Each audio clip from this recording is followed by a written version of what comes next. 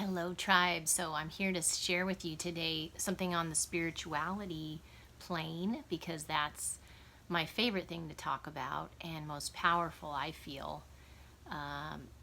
Spirituality is woven through all the different coaching that I do, whether it's Tantra, relationships, communication. I think it's necessary to have a spiritual practice, hopefully many, in this day and age, because if you're not spiritually prepared for what's coming, then you're going to be stressing. Anyway, I have a super special book to share, which is called Anna, Grandmother of Jesus.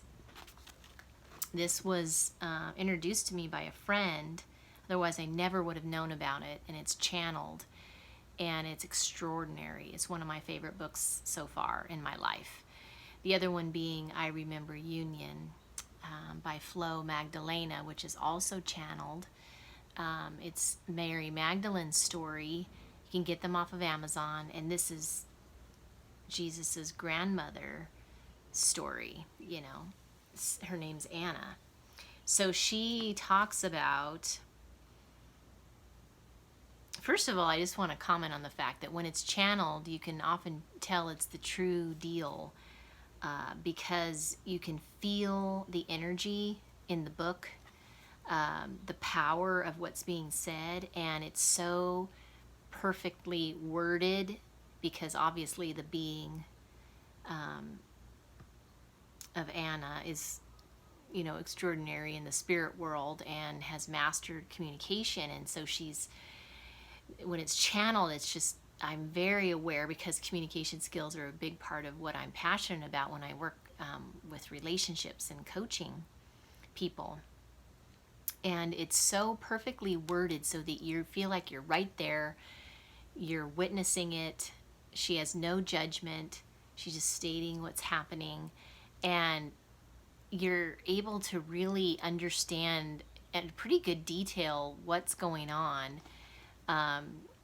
With all the people involved in the whole crucifixion, resurrection, ascension experience that Jesus pulled off. And it's so comforting reading a book like this because it totally honors the divine feminine, first of all, which, has been lost. It's been cut out.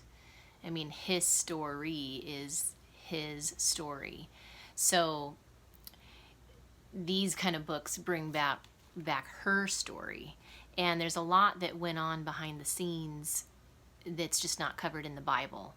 And it almost makes me angry when I read her account of all the details and things that got left out of the Bible. And I know that the Bible needs to be, short enough to be a book because it would contain just volumes. If everything was documented. But it's just funny how, growing up Christian, you're led to believe that it happened a certain way when in reality, there was a lot of missing pieces that kind of surprised me that she fills in, and almost sometimes it's the opposite of how it's being conveyed through the Bible or taught through churches. So quite interesting.